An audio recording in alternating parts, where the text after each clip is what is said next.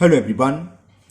Today we will solve from question 21 of exercise 21B class 7 में और हम ICSC board के आर के बंसल राइटर की बुक को सॉल्व कर रहे हैं जो कि सेलिना पब्लिशर की बुक है कॉन्साइज मैथमेटिक्स मिडिल स्कूल उसको हम सॉल्व कर रहे हैं। इससे पहले जितने भी हमने वीडियो बनाए हैं उन सब वीडियो का लिंक मैं आपको नीचे डिस्कशन बॉक्स में दे दूंगा। अगर इससे पहले आपको किसी भी एक्सरसाइज के किसी भी क्वेश्चन के किसी भी पार्ट में कोई प्रॉब्लम है तो आप नीचे डिस्कशन बॉक्स में जाकर उस वीडियो को देख सकते हैं।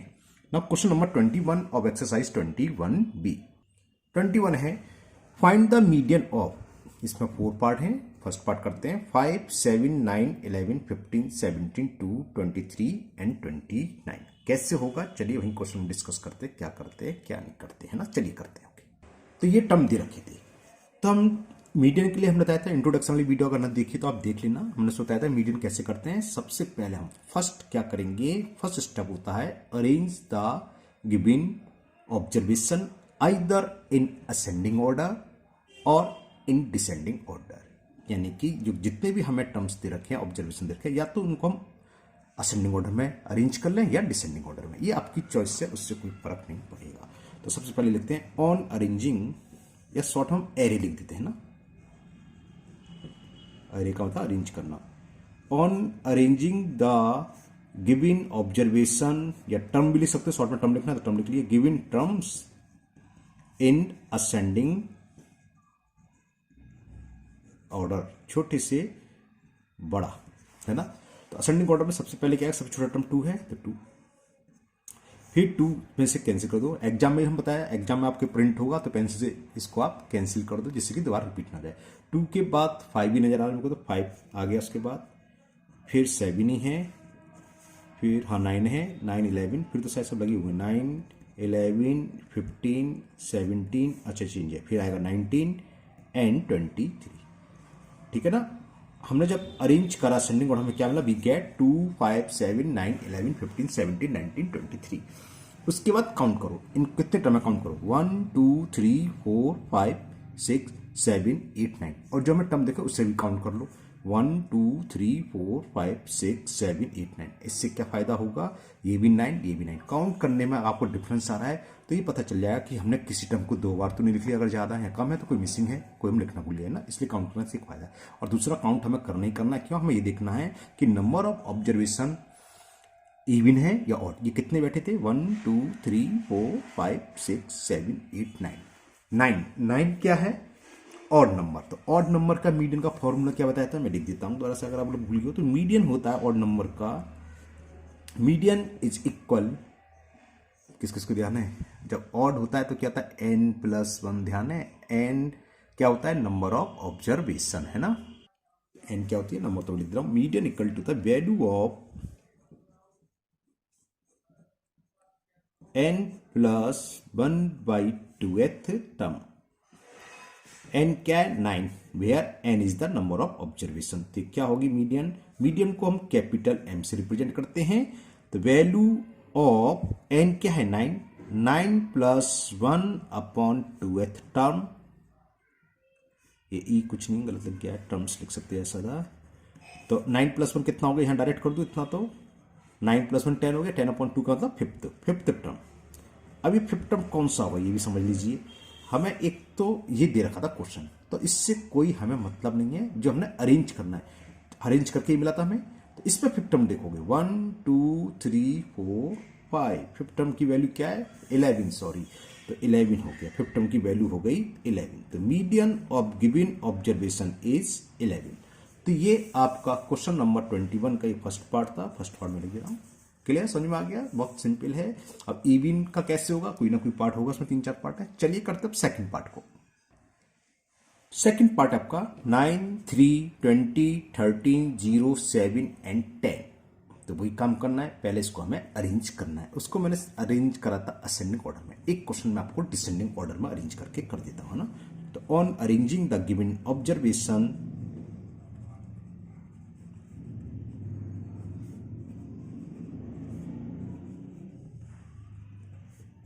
given observation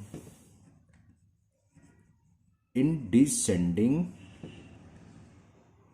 ऑर्डर, क्योंकि हर तरीके से होना चाहिए, कोई फर्क नहीं पड़ना। देखो मैं इसको ऊपर को एक बात आपको समझा देता हूँ। अगर हम डिसेंडिंग ऑर्डर करते तो ये तो ऑर्डर था, सबसे पहला था 23, 29, 17, 5 इसका रिवर्स ही तो था।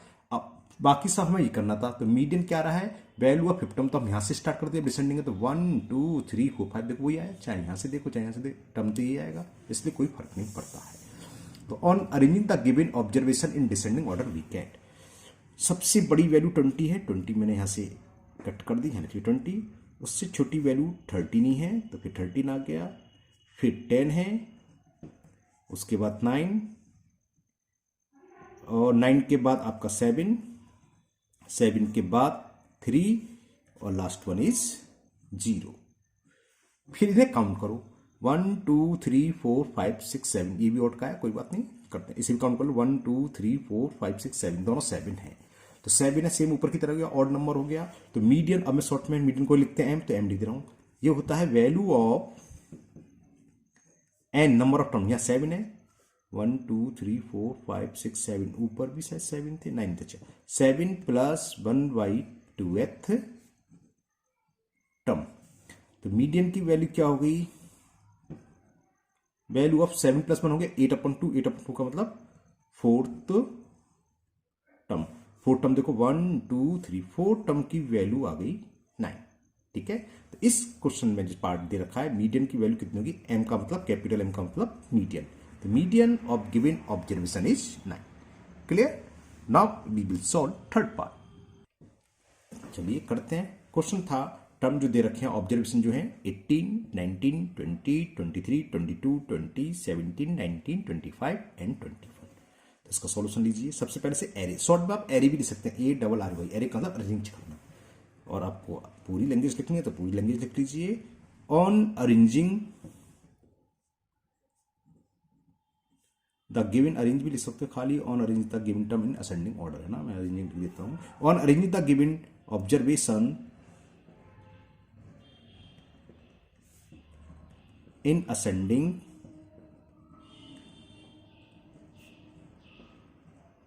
ऑर्डर वी गेट, असेंडिंग में सबसे छोटी टर्म देखें, इसमें वैल्यू किसकी है, 18 शायद यही है, 17 से छोटा तो नहीं आएगा, 17 है ना, तो सबसे पहले 17 आएगा, फिर 18 आएगा, 18 को मैंने क्रॉस कर दिया, कट कर दिया यहां से, अब आएगा 18 से बड़ा, 18 दोबारा तो नहीं है, वैसे देख लो रिपीट तो नहीं है, 19 मुझे दिख गए दो, एक ही रहा, 2 टाइम्स 2 टाइम्स 90 लिख दो, 19 19। इसी तरह देखो 20 22 टाइम्स है, तो 20 22 टाइम्स रख लिए, 21 है ये रहा, 21 क्या 22 है ये रहा, इसे क्रॉस कर दो, यहाँ लिख दो 22, फिर 23, 24 तो है नहीं, एक ही बचा 25, तो यहाँ जाएगा 25। फिर काउंट करो, पहले से काउंट कर ले कितने, 1 2 3 4 5 6 7 8 9 10, 1 2 3 4 5 6 7 8 9 10, सारे टर्म आ गए 10 10। 10 क्या है, इवन नंबर, इवन नंबर का आ गया। इवन नंबर के लिए फॉर्मूला क्या है, लिख देता हूं मैं, मीडियन होता है 1/2, है ना, वैल्यू ऑफ n/2th टर्म, उसमें क्या था n + 1/, है ना, या n/2, n/2th term plus n + 2, और +2 है तो पूरे अपॉन में वैल्यू लिखना ना, value of n + 2th term या ऑब्जर्वेशन, ठीक है ना, टर्म लिखना है TERM, ठीक है, मैंने कुछ पता नहीं क्या कर दिया बहुत जल्दीबाजी में, तो टर्म है TERM, टर्म की स्पेलिंग आप जानते हैं, ये भी टर्म लिखा हुआ है, ठीक है ना, या ऑब्जर्वेशन, क्लियर। यहां वैल्यू आप लिख लेना। अब हाँ, यहां क्या करा था, आप हो सकता है आप लोगों ने कर रखा हो, ये पढ़ो n + 1/2, तो एक ही बात है, मैंने सीधा वो ले लिया, है ना, n/2 + 1 उल्टा लिख दिया मैंने, n/2 + 1 करते हैं, तो एक ही बात है, 2 मैंने एलसीएम ले लिया तो 2 आ गया, तो इसलिए कंफ्यूज होने की जरूरत नहीं आपको कि ये क्या है, एक ही चीज है, वो n/2 + 1, जब 2 एलसीएम लोगे तो बचेगा, तो आपका एक स्टेप बच जाएगा, राइट, ये फॉर्मूला यूज करिए। अब वैल्यू पुट कर दो, ये कितना हो गया 1/2,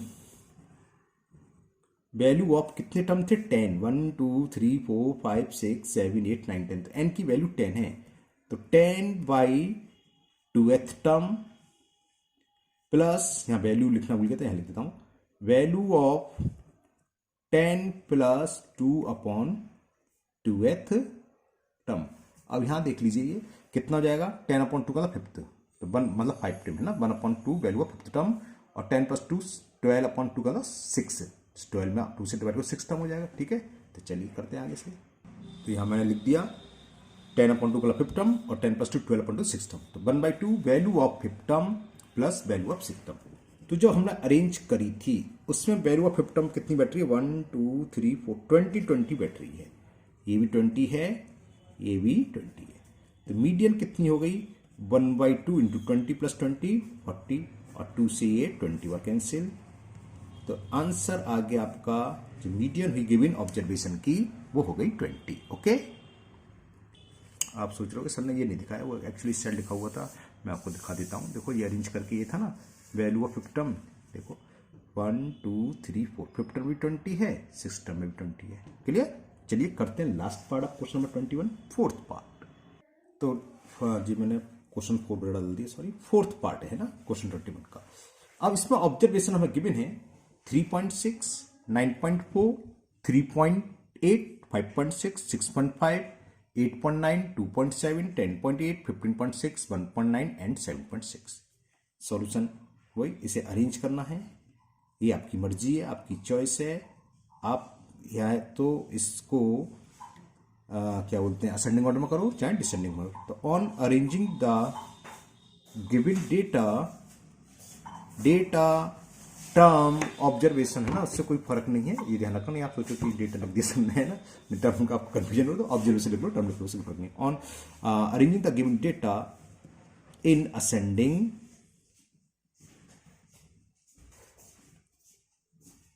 ऑर्डर वी गेट असेंडिंग। सबसे छोटा टर्म देखें, 3.6 ही सबसे छोटा नजर आ रहा है शायद, 3.8, 3 से छोटा तो कोई नहीं, 2 ही है, तो ये 2 मिल गया हमें। एक तो 3.6, उसके बाद 3.8, क्योंकि 3 से 2 स्टार्ट है, 3.6 और 3.8, बाकी तो सबसे बड़ा है। फिर उससे बड़ा 4 में तो कोई है नहीं, 5 में है, 5.6, 5 में कोई और नहीं है, डेसिमल नहीं है, 5.6 आएगा इससे बड़ा, ये कॉमा है ना। थर्ड टर्म हो गया 5.6, इसे भी कैंसिल कर दो, काट दो यहाँ से। 5 के बाद 6 वाले, एक तो ये गया 6.5, एक गड़बड़ हो गया, एक दिख गया मेरे को छोटे, 1.9 सबसे पहले ये आएगा। चलो यहाँ स्पेस है, यहाँ लिख दे रहे हैं, सबसे पहले आना है 1.9, नॉट 3.6 है ना, 1.9 यहाँ दिखाई देगा मेरे को। तो 5.6 हो गया, इसके बाद 6.5, तो यहाँ 6.5। अब बच्चे कितने, 9, ओहो हो गड़बड़ तो ही है, 2.7 थी, इसे काट ही दूँ, गलत हो गया भाई, क्योंकि 2.7 बीच छुपा हुआ है ना। तो दोबारा करते हैं, on arrange the given data in ascending order. सबसे पहले था 1.9, वैसे डबल ऐसे काट जाओ, ठीक है। फिर उसके बाद तो 2.7 है, 2.7 लिख लो। फिर 3.6, अब एक बार देख लूँ आराम से कि मिस्टेक तो नहीं है, नहीं 3.6 ही है, क्लियर। फिर था 3.8, इसको मैंने क्रॉस कर दिया। 3.8 का 5.6 यहाँ देख लूँ, 3.8 के बाद 5 का 5.6, 5 का एक है तो यही होगा, ठीक है 5.6। फिर 6.5, अब 6 का 7 आएगा, 7 का एक है तो ये बचा 7.6, इसके बाद क्या आएगा 7.6, इसे भी क्रॉस कर दो। अब 3 बचे, 9, 8, 10, पहले 8 आएगा तो 8.9, डेसिमल का हो गया 8.9। उसके बाद ये आएगा 9.4, यहाँ लिख दे रहा हूँ मैं 9.4। अब 2 बचे, तो इन दोनों में कौन सा छोटा है, 10.8, तो 10.8 आएगा, और फिर आएगा 15.6। क्लियर, ये हो गया अरेंज। अब हम क्या करेंगे, इनको काउंट करेंगे, 1 2 3 4 5 6 7 8 9 10 11, उन्हें भी काउंट कर लो कि आगे पीछे तो नहीं, मतलब ज्यादा बार या कम रह तो नहीं गया, ये भी 11 होनी चाहिए। देखते हैं, 1 2 3 4 5 6 7 8 9 10 11 है, यानी कि सारे टर्म ऑब्जर्वेशन हमने नोट कर लिए। अब 11 है तो मीडियन का फॉर्मूला क्या है, median is equal value of n + 1, n number term वो है 11, n + 1/2th टर्म। हाँ मैं थोड़ा आड़ गड़बड़ करता हूँ, बच्चे लोग समझते हैं n लिखा ही आ है, मैं सोचता हूँ, लेकिन हैबिट बचपन की ऐसी पड़ी हुई है ना। तो ये क्या हो गया, वैल्यू ऑफ, मुझे थोड़ा सही लिखना चाहिए, 11 + 1 कितना, 12, चलो एक स्टेप सही ज्यादा लिख देते हैं, अब मैं आर थोड़ा सही बनाऊंगा टर्म। ओके, तो मीडियन हो गई वैल्यू ऑफ 2 से 12, 6 बार कट गया, 6th टर्म। और ये 6th टर्म कौन सा होगा, जो हमने एरे करा यानी कि अरेंज करा, इसमें 1 2 3 4 5 6, यानी कि मिडिल मोस्ट टर्म को मीडियन बोलते हैं अरेंज करने का। 6.5 आ गया। तो median of given observation is 6.5। Okay, इसी के साथ आपका क्वेश्चन 21 कंप्लीट हुआ। Now question number 22। Question 22, find the mean and the mode of the following data. Term frequency, term 18 की फ्रीक्वेंसी 3 टाइम्स है, 22 की फ्रीक्वेंसी 5 टाइम्स। इसका मतलब समझते हैं 18 18 18 कहने का मतलब 18, अगर हम इसको इंडिविजुअल सीरीज की तरह भी लिख सकते हैं। इसमें क्या हो, 18 3 टाइम्स आ रहा है, 22 5 टाइम्स आ रहा है, 26 10 टाइम्स आ रहा है, 30 2 टाइम्स आ रहा है, 34 8 टाइम्स आ रहा है, 38 2 टाइम्स आ रहा है। ये मैं क्यों समझा रहा हूं, क्योंकि यहाँ मोड की जरूरत पड़ी। मोड क्या होता है, कौन सा टर्म सबसे अधिक बार आ रहा है। तो सबसे मैक्सिमम फ्रीक्वेंसी देख लो कौन सा, 10, यानी कि जो टर्म 26 है इसकी फ्रीक्वेंसी मैक्सिमम है, यानी कि 26 10 बार आया है, 34 8 बार आया है ना। तो मोड क्या होता है, सबसे अधिक बार आने वाला, मोस्ट अकरिंग फ्रीक्वेंसी मोड कहलाती है ना। सबसे अधिक बार जो टर्म आता है उसी तो मोड बोलते हैं। तो मोड तो ही क्लियर हो गया, मोड हो जाएगा 26। मीन कैसे निकालते हैं, डिस्क्रीट सीरीज का, इस तरह की सीरीज को हम डिस्क्रीट सीरीज बोलते हैं, है ना, या ग्रुप डेटा सीरीज बोल देते हैं। कैसे निकालते हैं बताते हैं आपको अभी कॉपी पर। तो सबसे पहले क्या करें, जो हमें टेबल दे रखी है उसको आप कॉलम में लिख दो।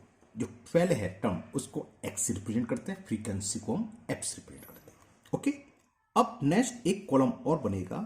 अभी ये मेथड है ना, अभी आगे पढ़ोगे आप 8th क्लास में जाके, कई मेथड होते हैं। ये मैं डायरेक्ट मेथड बता रहा हूँ मीन का, क्योंकि आपके सिलेबस में कोई सवाल नहीं दे रखा है, एक ही सवाल आया है, तो यहाँ पर मैं केवल डायरेक्ट मेथड से कर दूँगा। वरना क्या होता है, step deviation method, shortcut method, 3 method इसमें और होते हैं मीन में, है ना।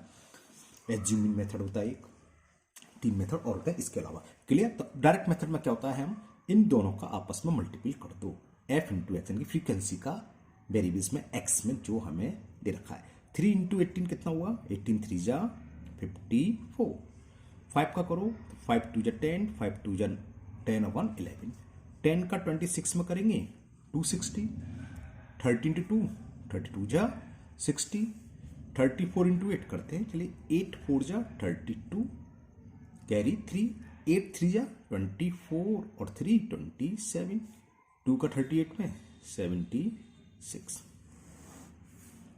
अब क्या करेंगे, फ्रीक्वेंसी का टोटल कर लो। फ्रीक्वेंसी का टोटल को हम सिग्मा एफ, सिग्मा का समीशन ऑफ फ्रीक्वेंसी, जिससे भी पहले सिग्मा की फुल फॉर्म होती है समीशन, है ना, सब शॉर्ट में सिग्मा बोल देते हैं। सिग्मा एफ यानी कि समीशन ऑफ, समीशन का इन सबका टोटल, सम क्या बोलते हैं, योगफल बोलते हैं शायद हिंदी में समीशन को ना। इन सबको ऐड करना मतलब, ठीक है। ऐड करो, कितना आता है, 3 + 5 8, 8 2 10, 10 8 18, 18 2 20 का 2 कैरी 2 और 2 1 3, 30 इसका टोटल हो गया। क्लियर। अब एफ इंटू एक्स है, इसका भी टोटल करो। तो टोटल को हम बताए सिग्मा से रिप्रेजेंट करते हैं, सिग्मा एफ एक्स फाइंड करेंगे, यानी कि इन सबको ऐड करना है। करते चलिए, 4 2 6 6 6 12, कैरी 1, 5 1 6 6 1 7 और 7 और 6 13 13 6 19 19 7 26 26 और 7 33 का 3 कैरी 2 2 कैरी का और 2 ये 2 2 4 2 6 1 7 732 इसका सम आ गया। ठीक है ना। देखिए एक बार चेक कर लो, 4 2 6 6 12 कैरी 1, जब भी टोटल करो 2 बार करना है ना, बता दिए क्योंकि कभी मिस्टेक हो जाती है। 1 और 5 1 कैरी हो गया, 5 1 6 6 1 7 7 6 13 13 6 19 19 और 7 26 27 26 और 7 33 का 3 कैरी 3 3 2 5 2 7 1 8, ओ 8 आएगा। चलो सही रहा, कर लिए थोड़ा चेक, 8 आएगा ये, है ना। इसी भी बार चेक कर लेते हैं। 3 ये तो छोटा था, इसलिए जरूरत नहीं है। 3 5 8 8 2 10 10 20 18, गड़बड़ कर दिया, 3 5 8 8 2 10 10 10 20 28 to 30, ठीक है। ओके, तो ये तो टोटल कर लिया। अब मीन को हम रिप्रेजेंट करते हैं एक्स बार से। इसका मीन को फाइंड करना है। मीन इक्वल होता है sigma F X upon sigma F, sigma F X upon sigma F. Sigma F x की वैल्यू कितनी देती है 832 अपॉन 30। इसका डिवाइड कर लेते हैं, जो भी डिवाइड करेंगे आंसर आ जाएगा। मैं वीडियो पॉज करके डिवाइड कर लेता हूँ, क्या आता है बताते हैं ना। तो ये मैंने डिवाइड करा तो ये आया 27.3332 प्लस 30 होगा। तो ये आपका मीन हो गया। क्लियर? तो ये सिंपल सा फॉर्मूला है, मीन एक्स बार को रिप्रेजेंट करते हैं मीन से। मीन इक्वल टू होता है सिग्मा, इसे बोलते हैं sigma F X upon sigma F. Sigma F मतलब sum of frequency, sigma F X sum of F X. F X का मतलब फ्रीक्वेंसी और जो भी आपके टर्म देगा उनका प्रोडक्ट का सम। क्लियर? अब एक चीज और पूछी थी क्या, जो हम पहले डिस्कस कर चुके थे, मोड फाइंड द कहाँ चला गया question 22, mean and the mode, find the mode. अब मोड के लिए हमने बता दिया सबसे अधिक फ्रीक्वेंसी देख लो किसकी है 10। इसका मतलब क्या है कि 26 जो टर्म है सबसे मैक्सिमम 10 टाइम्स आ रहा है। तो दो तरीके लिखने के हैं, लिख सकते हो कि 26 कम्स मैक्सिमम टाइम्स ब्रैकेट में 10 टाइम्स, या the frequency of the term 26 is maximum, so mode is 26। जिसकी फ्रीक्वेंसी सबसे अधिक होती है वही मोड होता है ना। तो मैं ये लिख देता हूं क्या, frequency of 26, frequency of 26 is maximum. इस टर्म की फ्रीक्वेंसी मैक्सिमम है। कितनी है अगर पूछा नहीं है, बस लिखने की जरूरत भी नहीं होती है। वैसे कितनी है हमने देखा था टेबल में, सबसे अधिक 10, फ्रीक्वेंसी 10 है, तो मोड यही होगा 26। सो mode is 10, sorry, so mode is 26, mode is 26। Okay, तो ये क्वेश्चन आपका 22 कंप्लीट हुआ। नेक्स्ट करते हैं क्वेश्चन नंबर 23। क्वेश्चन 23 है, फाइंड द मोड ऑफ 5 6 9 13 6 5 6 7 6 6 3। क्या समझ में आ गया? सही सोच रहे हैं आप लोग, मोड होगा 6, क्योंकि भी पता है मोड क्या होता है, जिस टर्म की फ्रीक्वेंसी सबसे अधिक हो, दूसरे शब्द में जो टर्म सबसे अधिक बार आई है ना, वही तो होता है। तो देखो 6 1 times, 2 times, 3 times, 4 times, 5 times, और तो कोई टर्म शायद 2 टाइम्स रिपीट 5 हुआ है, 5 5 2 टाइम्स हुआ है, तो मोड हो गया 6। इसको करने का तरीका है सिंपल से, जैसा भी करा था लिख दोगे, because 6 comes maximum times so mode is 6। हाँ, ये आपकी चॉइस है, आप चाहें तो इसको असेंडिंग ऑर्डर में या डिसेंडिंग ऑर्डर में अरेंज कर सकते हैं, लेकिन ये कंपलसरी नहीं है। बस फायदा क्या होता है, जब हम असेंडिंग या डिसेंडिंग ऑर्डर में लगाते हैं तो सारे सेम टर्म पास पास आ जाएंगे, तो काउंट करने में ईजी हो जाएगी। 5 5 2 टाइम्स है, 6 6 6 कितने टाइम्स है, 3 कितने टाइम्स दिख जाता है, और कोई इसकी नीड नहीं है, कंपलसरी नहीं है। तो मैं इसको अरेंज नहीं कर रहा, डायरेक्ट लिख देता हूँ, है ना। कैसे होगा बताते हैं। ओके, तो ये ध्यान रखना कि अरेंज करने की कोई नीड नहीं है, कंपलसरी नहीं है। हो सकता है आपने क्वेश्चन कर रखा हो और अरेंज करके कर रखा हो डिसेंडिंग या असेंडिंग ऑर्डर, सही है, गलत नहीं है, लेकिन नीड नहीं है ना। तो सॉल्यूशन में क्या लिखेंगे, सॉल्यूशन में इसमें लिखेंगे बिकॉज 1 2 3 4 5 6 सबसे बार है ना, 6 कम्स मैक्सिमम टाइम्स,